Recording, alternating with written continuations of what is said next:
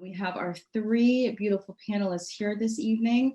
Our first is Carolyn Rodriguez. Carolyn graduated from Emerson College in May of 2020. Shout out for graduating in one of the most interesting, challenging years of Emerson with a BFA in Visual and Media Arts. During her time at Emerson, she served as the co-chair of student activist group Power, protesting oppression with educational reform, and as vice president of Flawless Brown, an artist collective for women and non-binary people of color.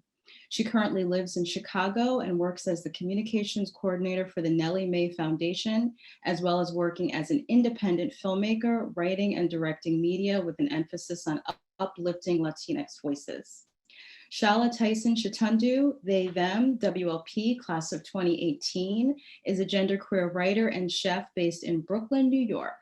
Chala is the assistant editor for Bon Appetit magazine's print edition and a founding board member of the Queer Food Foundation, a nonprofit dedicated to the advancement of LGBTQIA people in the food world. Nanci is class of 79 and is the president of the Emerson College Alumni Board of Directors. As a sales and marketing manager for broadcast and sports marketing companies in Boston, the United States Virgin Islands, New York, and Los Angeles, Nanci has paired her 30 plus years of experience from the advertising and marketing world with the real estate arena, and now works as a senior real estate specialist at Compass. Her work with Emerson alumni has included hosting biannual apartment search workshops for ELA seniors and mentoring members of the Ebony Alumni Organization. In 2018, she received the Spirit of Emerson Award from President Pelton, and she accepted the Black Excellence Award on behalf of Ebony in acknowledgement of its 50th anniversary in 2019. Welcome, the three of you, and welcome everyone that's here with us this evening. So we have some great questions to really dig into this evening, and I really want to think about this in terms of the history of Emerson, historical perspectives, current actions, and visions of what we want for the future. And so, I want to think about those things just to, provide that perspective. So the first question to bring to you guys is about sort of the living and learning experiences of Emerson. So, right now we've had a backdrop of COVID-19, the virus that is white supremacy and police brutality, just to name a few things. And so with the question that comes to mind is, what was your backdrop when you were at Emerson? Other things that are just going on in the world, and how did that impact your experience as a student of color at Emerson specifically? And what were some of your coping mechanisms? So just throwing that out to you guys. So any one of you can answer. Caroline, I see you, so maybe you want to go first. Sure, no problem. So when I started at Emerson, it was 2016, so it was right before the presidential election, and that happened my first semester freshman year. So that gives a good idea of what was going on in the world while I was at Emerson. It was basically the entire 4 years that I was there. And in addition to that, personally, I came from a high school that was very diverse, that had students from all over the city of Chicago, where I'm from. And Emerson was much less diverse racially and ethnically than the high school I went to. And so I was also going through a culture shock. And so it was very lonely when I came to Emerson. I remember coming my freshman year and there were so many exciting things, but also just feeling very isolated and alone, and suddenly feeling like I was cut off from a community that I had never been cut off from. And really the biggest coping mechanism that kind of saved me at Emerson was intercultural orgs. I ended up joining Flawless Brown, I joined Power, and those, I've said many times, are the reason that I didn't transfer, because I was able to find a community that I connected with, that not only were we, able to kind of lift each other up and have fun together, but also we were fighting to make Emerson better for students like us. And that's really what allowed me to survive and thrive at Emerson. But even then, those are student-led organizations. They take a lot of work to put in. So even though I was reaping a lot of reward from them, it was a lot of hard work from me and from my friends, just to keep them going. Yeah. So creating like those mini homes while trying to establish this new home. I know coming from Connecticut, it wasn't too much of a culture shock being, from New England, but there was still a different feeling I got from Boston versus Connecticut. And even my own relatives saying to me, like, why are you going up there? You know what Boston's like, right? And so that was an interesting transition. But Shala, any thoughts that come to Yeah, you? my experience was kind of similar. I grew up in Maryland in the DC area, and I also came from a very diverse high school that was 75% students of color. And coming to Boston was quite the culture shock as well. I started in 2014, and I remember my fall semester was right after the summer when Mike Brown had been killed. And Oh, that wow. was a lot of what was on my mind as I was starting, because he was supposed to start college at the same time. We were the same age, Mm, and yeah. that is kind of how I came in. And that was something that was like really heavy on my mind. And I felt a lot of that same kind of isolation and a lot of that same, shock and just concern about like, what am I doing here? Am I actually supposed to be here? Like, should I stay here? And, part of what helped me stay was finding Ebony, going to the org fair and, Yeah. and finding those people. And it really warms my heart to hear, Carolyn, that organizations like Power and Flawless Brown were the ones that really helped buoy you through your time, because those were organizations that were started while I was at Emerson. I remember when Nyla Wissa had started Flawless Brown and had Yes. started doing as a performance troupe. And I remember sitting in the old dining hall. This is gonna like date me, but I remember sitting in the old dining hall in Little Building with Taylor Jett and Nathaniel Charles, and they're like, this is what we're trying to do, and we need a name for it. And I was the one who came up with the name Power. People don't remember this. It was me. All Um, right. Shout out to you. I'm writing that down so we remember that. it was me, because we were all just sitting in the DH brainstorming, trying to think of something. And I was like, all right, I have the word power, but we need to make it like a good acronym. And yes, for the record. And just seeing how those organizations started and grew and evolved, it was something that felt for everyone like such a shot in the dark, because we're like, yeah, we can try to start this thing, but what's going to keep it going, what's going to keep it living and breathing once we leave? Because it's very easy to feel like, yeah, I'm doing what I can now, but once I leave, is anyone going to still benefit from this and still really put up the same kind of effort and the time and energy that we did into this? So like, it really does warm my heart to hear that those things are still going strong. Nice. Great. Nancy, what was your backdrop when you were a student starting I'm out? just loving listening to all of this because, I went to Emerson in 75. So my memories are a little fuzzy, but in the same vein, they're also very clear because I was born and raised in Cambridge. So I came all the way across the Mass Ave Bridge. Big commute for me to come to college. It's a big deal. Everyone talks about how Boston neighborhoods and town is very Yeah. like specific. So Yeah, you're like saying it is a we were commute. exactly. Not only was it commute, but when you're in Cambridge, it's they coined it the Republic of Cambridge. So we voted on everything, and we were socially active, and we did a lot of protests at the Cambridge Common, and there was a lot going on in Cambridge that was completely different than what was going on in Boston. So for me to come to Boston to go to school was a big deal. But I came from a school where I was one of four Black African American students in an all white Catholic school. There was probably 600 or so students. So Wow. for me to come to Emerson was like a heyday because there were so many of us. And in retrospect, in hindsight, rather, I see, it really wasn't all that much. But to me, it seemed like there was thousands of Black people because I came from so very little in high school.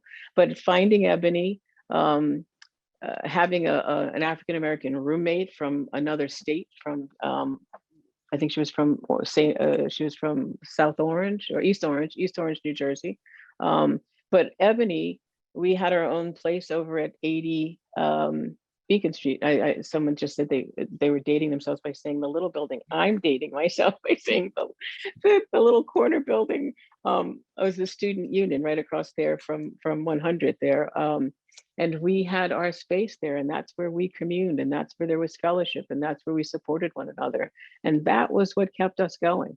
You know, there were the the choir, and there were all kinds of performances that we did. There were Ebony Productions, which was film and TV and what have you, poetry, etc. But it really was our home. It was our core. That's where we were. Yeah. Well, Nanci, don't worry about dating yourself. I was one of the first students that was in the new little building back when it was new 20 years ago.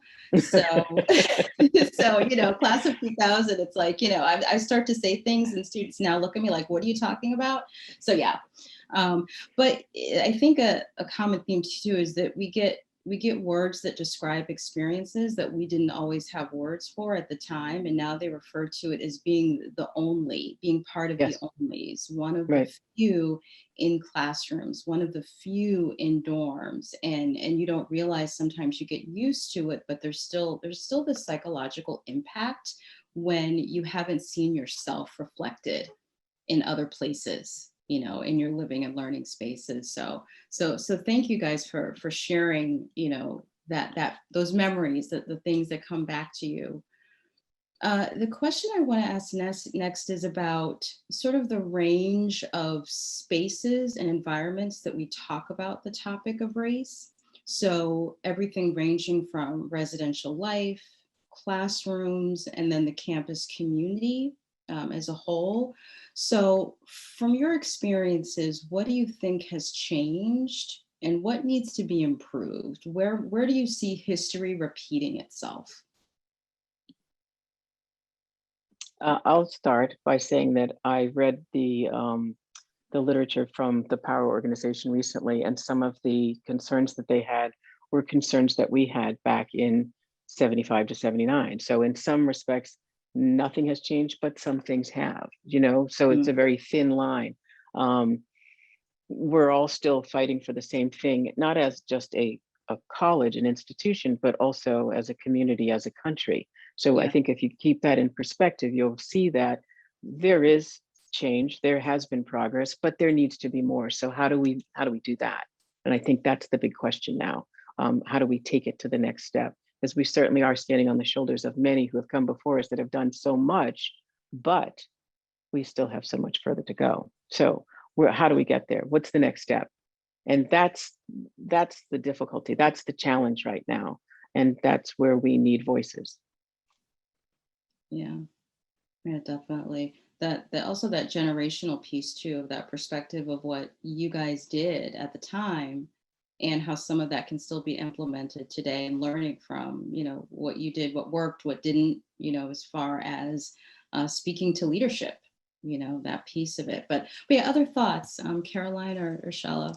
Yeah, I remember when we were kind of first forming a lot of the kind of asks that then shaped the organization that became Power. Something we were looking at were the Ebony archives, and we were looking at demands that were published by Ebony students in, I believe, 1969, when they were first forming the organization. And seeing how many of those demands like still kind of rang true for us and still held true for us. And I feel like part of what the issue has seemed to be to me at the time, and you know, seems to still be, is there is always a push to kind of attack diversity and inclusion from this stance of equality rather than equity. We're looking at giving students equal opportunities without addressing the barriers to access to those opportunities, or without addressing the different systematic needs that all of these students have. And it's like, yes, everyone goes to all the same classes, what have you, but issues like financial support for tuition were brought up, issues like housing were brought up, issues like even just access to certain things like software and all of the extra costs that a lot of classes at Emerson require were things that we were constantly thinking about.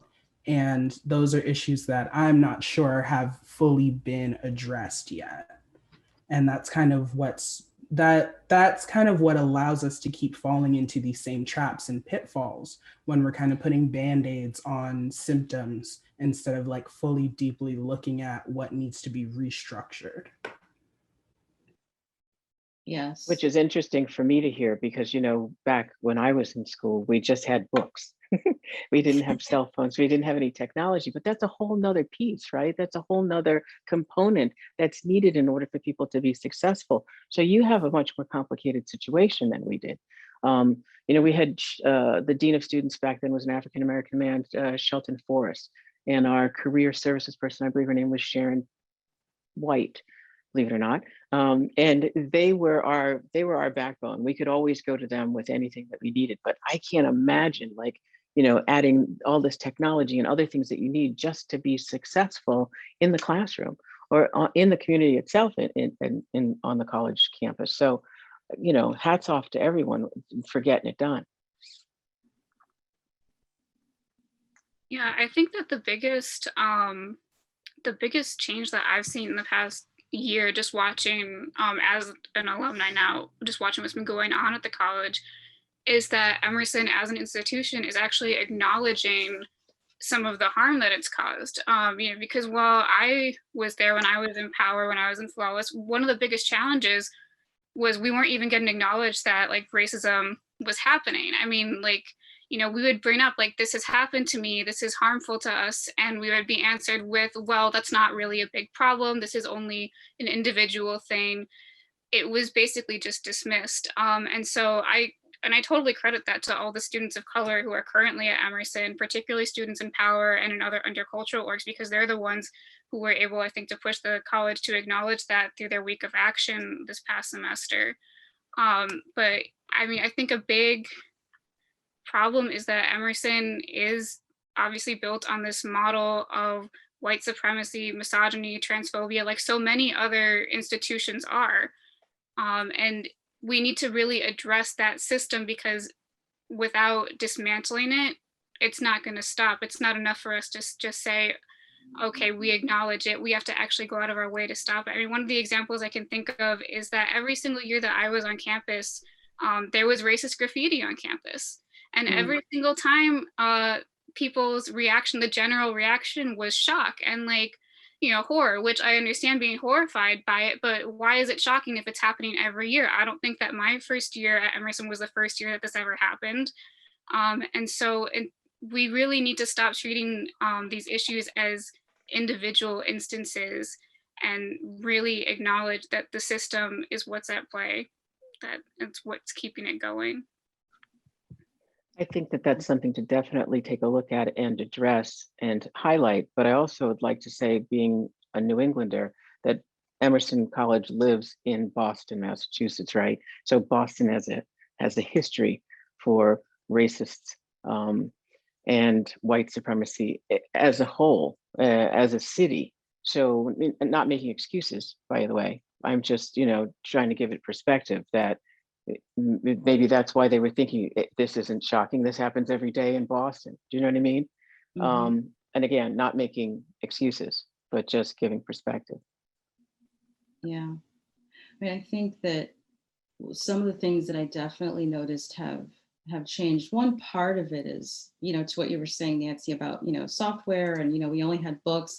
Like, you know, even when I was in college, we didn't have Twitter, we didn't have Facebook, we didn't have social media in general to put out these issues and have a hashtag to say, this is an issue, let's call it out, let's name it for what it is. And so seeing students be able to use those tools to voice things where sometimes when I would come back from a class and go back to my dorm, I would say, why do I feel this way? What do I do? What do I say? Who do I talk to? You know, and so I see students have more of a platform of that. I think too, it's folks not being as afraid to go far back. So the theme of this evening, looking back to go forward. It's less about looking back at the markers that we all learn in school, civil rights movement, slavery, Lincoln, Rosa Parks, those things that everybody learns, but no, let's dig further. Like we're actually saying white supremacy. And that wasn't something that was being said a few years ago. So I think it's being called out more for what it is. So that's one of the things that I'm noticing. I'm sure I could go on, but but I want to continue with our questions. But those are just some things that I think have improved somewhat, even though there's still a lot more that has to be sort of dug up as we go further back into America's history, because that's really what a lot of this is part of America's history. So the other question I want to ask is, from my experiences as a Black student at Emerson, as an alumna, and now as a counselor helping, students with career and what they want to do with their Emerson degrees, what I am noticing about this work, talking about race, is it's not about checklists. Did I do all of these things? Okay, I did that. Okay, I'm good. It's not about that. It's not transactional. There's no 1 + 1 = 2, we're all set, but it's about the relationships and about thinking about what is it like to be in someone else's shoes and that connection that we can have with people. What else do you think that this is about in terms of really talking about race and the experience of race at Emerson? What else would you add to that? That kind of reminds me of something I was actually talking to my mom about this morning. We love conversations Moms, it's with great. mom. Conversations can happen Yes. with us. And I was talking to her about how it can be really easy to just take the presence of other people in our lives for granted in general. And that's something that I've really been thinking about a lot in the past year, not being as connected or as, physically present with all the people in my life. And something that I'm trying to extend out beyond just, my friends, but out into the world is we need to realize that having people in our lives in any capacity is a privilege. We do not have a right to anyone else's humanity, to anyone's time, to anyone's energy. Nobody owes us anything. And that's not to be like, I don't owe anybody anything, so I don't have to do the work. But that is to say, it is a privilege to exist with other human beings and to share the gifts of our personhood and to experience the gifts of other people's personhood. And when you think about it in that framework, that allows you to really be more grateful for what it is that other people bring into your life and for the difference and for the difference in opinion and aesthetic and values that people bring in and the things that you can learn from them. And that's been a really important framework for me because it is so easy to just be like, oh, well, this person pissed me off and write them off and write everyone like them off. But it really comes down to retooling how we think about difference, because it is so easy to see someone who is different from us or would do something differently than we would do and get caught in this place of discomfort and this place of, and then that can spur into distrust and then that can form into hatred and all sorts of other things. But we need to be able to take a step back and recognize, okay, I'm uncomfortable, but why is that? Is it because this person, is of a different race than me, of a gender that I don't know or don't understand, of a cultural background that I don't know enough about? And these are all those little steps and little things that people don't think about, because in a lot of times, especially with people who have privilege, they don't have to. They don't have to be aware of how they, navigate the world around other people and the energy that they give and get from other people. But just being able to put in that 2 seconds of intention really can holistically and drastically change how we interact with all kinds of people in our lives. Yes. No, I know that. melting Oh, pots. go ahead. No, I'm sorry. I was just saying all the things that you heard. No more melting pots. No more melting pot.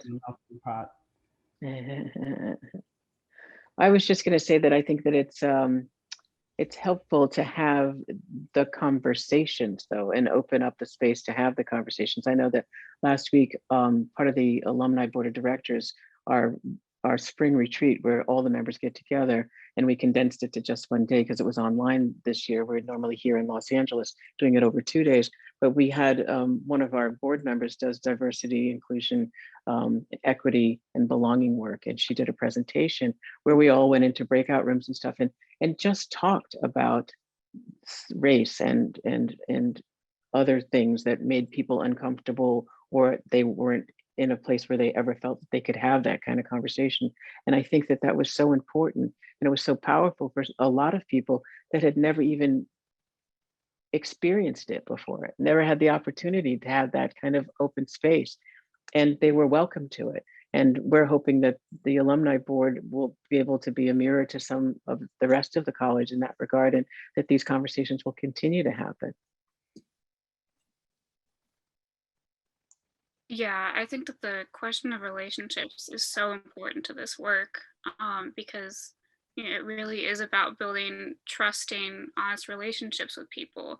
And I think that that can be difficult when you're, especially if you're organizing as a student and you feel that some of the people you are trying to reach don't necessarily have your best interests at heart or your fellow students' best interests at heart. And so for that, it really falls back onto the relationships that you build with your co-conspirators, with your fellow students of color. That is such an important part, because otherwise you do fall into that very isolated, trapped place. And so to know that you have people who've got your back, who you can go to, both for their expertise and like understanding like, okay, what do you think would be best to do in this situation, but also just for each other's emotional well-being is so helpful. And I think that provides a foundation for you to be able to be more present and more open with people who you may have more difficult relationships with, while also still protecting yourself, but still being open to listening, if that makes sense. Yeah, it sounds like kind of the challenge of self-care, finding that space to take care of yourself with in solidarity, with other people, but also setting those boundaries. And it's a delicate balance, especially when you're a student and you're trying to study and get a degree, and so it's figuring out where to put that energy. And so I hear both you and Chala, mentioning that dual existence of being a student, but then also the activism and sort of educating the educators in a way. It's difficult because student organizing work requires so much vulnerability from very young people. And like that is what makes it hard, and something that like I'm still even coming to terms with, being just 3 years out of Emerson, is how much vulnerability it really required to be able to show up every single day and have to talk about issues that maybe you didn't even want to talk about. I personally remember, right after the election, I dreaded going to class because I didn't want to be the one Black person in the room that everyone's eyes were glued to. Mm. And I didn't want to be the one person who had to bring up, oh, how are you feeling? Yes, as the voice of the Black nation, I'll tell you how we're all feeling about this thing. Yeah. And I was a junior at that point, and I recall I was president of Ebony at that time, and I was an RA, and I had students who weren't even my residents from other buildings coming to me. They're like, yeah, I've seen you at Ebony meetings. I know who you are. This is what's going on with me as a Black student with, a roommate who's a Trump supporter, and I don't know what to do, or just these other issues where they were feeling very unsupported. And it required so much vulnerability to be able to really show up and support these students who did not feel comfortable being able to necessarily go to their residence director who was white, or go to their RA who was white, and wanted to be able to have support from someone who could at least, try to connect and understand on that level.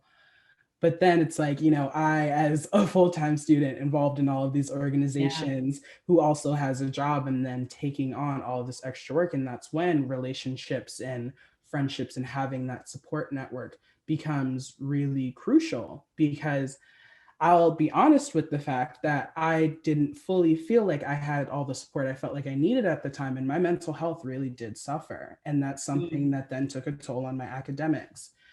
And so just the fact that people are able to have these conversations are so important. And just like conversations around mental health are even just like leagues ahead of where they were 4 years ago. And like that is something that makes me really excited to see, because no one should have to hold that kind of space for a community when they're just trying to get an education. Yeah.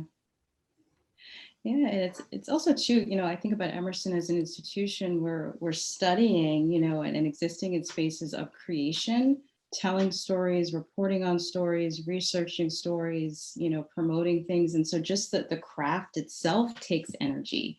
And when you couple that with, like you said, showing up, that's a lot of energy that's being expended. So, but to echo what you're saying, yes, the conversation around mental health is so much more, than what it was when I was a student. And so that's been, one of the many pluses. So this is kind of a good segue as far as the conversations about self-care and, what other things you'd want to share. So as an alum, how would you advise the administration and white students who want to make Emerson a better place for students of color? What are some things that you would want to share? Advice, thoughts, insights? First thing that Can you repeat the question? I'm sorry. Can you just repeat the question one more time? I'm sorry. Sure, no problem. As an alum, how would you advise the administration and white students who want to make Emerson a better place for students of color? A conversation I see happening increasingly online that is something that I think is very important is the fact that dismantling white supremacy is a white people issue. It is not anyone else's issue. It is not anyone else's burden, even though we are often the ones met with, all of the hate and vitriol that produces.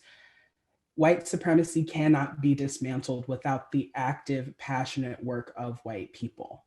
It will continue to find ways to legitimize itself, to further and perpetuate itself, and to scapegoat communities of color who try to bring up issues that they're facing. We are seeing it day in and day out. And so what I would say to faculty, to administration, to white students who really want to make a difference, you be vulnerable, you show up, you acknowledge the ways that white supremacy and white privilege help you every day in your life, and sit in that discomfort. The best piece of advice my therapist ever gave me was find ways to sit in a little discomfort every single day. Because once you're able to work through some of that initial discomfort, which a lot of that comes from, being afraid of seeming ignorant, especially these days. Nobody wants to get called out. Nobody wants to get canceled. Nobody wants to seem ignorant. But in just being able to take a breath and sit through some discomfort and think about, why is this making me uncomfortable? We are able to open ourselves to just different thought patterns and just different experiences and different ways of thinking that, we would have just kind of avoided and turned around from if we just let that discomfort continue to be a barrier to conversation and to progress. Yes, definitely. I guess my most simple answer would be to listen to students of color, because they are speaking about what they need, and just listen to them and show up for them. And don't just show up when, it's a protest or when it's a week of action. Continually show up, because that's something that I remember was an issue when I was at Emerson just a year ago, was that, sometimes, white students might post a graphic or something, but they wouldn't show up to flawless shows. They wouldn't show up to Ebony events. They wouldn't show up to Amigos events. And so really commit yourself to doing that work of supporting students of color all the time on Emerson's campus. And yeah, I think it can seem a little bit more complicated than that, because, students of color at Emerson or anywhere else all have different things that we want and need. We don't all want the exact same thing all the time. Sometimes we want different things, and that's normal, because we're not just one big person. We're different people with different issues, with different needs, with different perspectives. And I would say, don't let that stop you from listening to students of color. I would say, like Chala said, sit in that discomfort of understanding the nuance of that. And yeah, that would be my suggestion. Yeah, and I'd have to echo what both of you have already said, because clearly you hit it right, the nail right on the head there. It's an ongoing process. So it's not something that we can just have this conversation today and then it goes away. I mean, it has to really be sort of scheduled into, whether it's curriculum, whether it's a mandatory orientation program. It's got to be something more, and it has to be ongoing. It can't just be like an orientation event and then not have supplemental things throughout the course of the year. So that's probably what I would suggest, is make it something that happens at orientation, but then have a monthly check-in as we go through the year, as if I'm still in college. I wish I were. Well, this But topic that's what I would has brought us suggest. all back to college in a way. Yeah, right. Probably. Yeah, that's so true. It has to be ongoing, because I think up until this point, diversity has been looked at as sort of this add-on of this, well, Right. you know, if we have time, or we'll just include this, you know, a little bit here or there and sprinkle it in, but it has to be like check-ins, and like seeing how it develops over time for students, undergrad, grad students, alumni. It, like I said, it evolves. And I think, you know, with allyship, I would say it has to be active versus performative. You know, it's like, don't come up to me and, you know, ask how I'm feeling or want my advice about something, because that can be exhausting for me. But if I see you show up in a different way, you know, I've seen allyship show up in many different creative ways. And I think either Chala or Caroline, you said this, it doesn't have to be these big protests. It doesn't have to be these big grand things, which sometimes I find our white peers fall into, where it has to be this grandiose thing. It's sometimes it's, you know, like you were saying, Caroline, Very simple. listening, you know. Mhm. I'm sorry, what did you say, Nanci? I said it sometimes it's just very simple. It's And as you say, very simple. it can be very, very simple, and listening is where it starts. But I mean, even more minute than that, just being there, right? Yep. Yeah, being there. And I think the hunger to learn and the curiosity to learn is so important, you know, especially at an institution of higher learning. You want people to keep that curiosity and keep that flame going, so that, you know, if you're going to be an educator, whether you're staff or faculty, you know, you have to stay curious and hungry. And that's what I look for a lot with the allyship piece. But thank you. Everything you all are saying is great. The other question, and I think you touched on this a little bit, Nanci, because Emerson, we could plop it in. I'm trying to think of different states. Texas, we could plop it in New York. We could plop it in. I mean, we already have a campus in LA, but we're here in Boston. And we know that Boston has its history. You know, like I was saying, my family didn't want me to move up here to come to Emerson. They referred to Massachusetts as Massabama, which I thought was really interesting to hear at the time. And so, you know, since we're right here in the heart of Boston, what role do you think the culture of the city of Boston plays in the Emerson experience? I think that it has a huge impact on it. I think it always has and always will. But my concern is, what will our legacy be, right? We don't want it to continue. So do we take the reins and make this sort of take it on ourselves, so that we're not having this conversation in another 50 years? Do you know what I mean? Yeah. Because it just, and perhaps, you know, our work at the college will filter out into the community. That would be a wonderful thing. I know it sounds a lot simple just to say it than to actually do it, but that would be something that I would think is the direction that we should go in. Yeah. Yeah, one of the things when I came to Emerson that I discovered, which I was a little surprised at, was that Emerson, in a lot of ways, is similar to where I grew up, which is Chicago.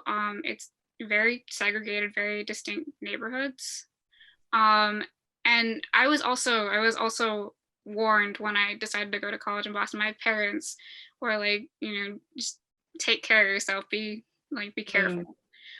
So I definitely had that reputation coming in. But, you know, when I came here and when I actually started spending some time like in different areas of the city, a lot of it I felt like home, honestly. And so finding those communities of color in Boston, you know, for example, you know, I'm Salvadoran, and I didn't know until I came to Boston that there were so many Salvadoran people out there. You know, it's amazing. There's a whole community. And I think that the student of color pre-orientation that was started a couple of years ago, I remember when I volunteered as a mentor for it, they had like a part of it where they would go out to neighborhoods in Boston. I think that's a great start for getting students of color um, like more invested in the Boston community as a whole, Yeah. because the Emerson bubble is definitely real. It is a bubble. One of the things that I think I've noticed, and this is just anecdotally, so I might be wrong, but it seems as though students of color are more readily able to leave the Emerson bubble simply because they're not finding the same community within the Emerson bubble that their Right. white peers are. And so I think more often we have to go outside of that to find community in Boston in communities of color.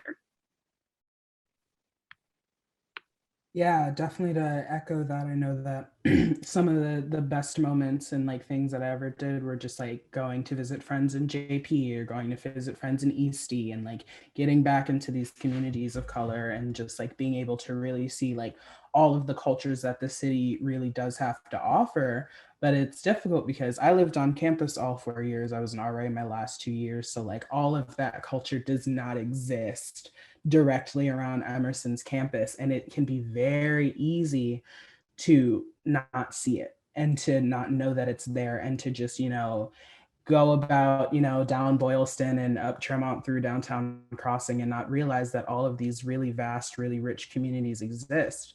And I think that something that is really crucial is being able to encourage students to explore these communities in a way where they're able to like actually engage with them and actually participate in the commerce in these communities and actually participate in the culture of these communities, because then it can also easily be a slippery slope into the conversation of, how institutions of higher education contribute to gentrification in a city like Boston, and how there are, students coming from all over the place to just take out apartments in neighborhoods, and they aren't engaging with the communities in those neighborhoods. They aren't engaging with the businesses in those neighborhoods, and they're bringing, they're taking up space and then just like shopping on Amazon or at Trader Joe's and not helping perpetuate the culture of these communities. And it's something that really does require an awareness of what is there and what's available. And I think that those are resources that, in certain ways could be kind of brought more directly to students, because I feel like if you don't know what's out there, it can be really difficult and really intimidating to go and explore. Yeah. Yeah, we're out there. I didn't really see a lot of Black Boston until I graduated as well, similar. And I was like, oh, wow, and it expanded my thinking of, what Boston could be for me as a Black person.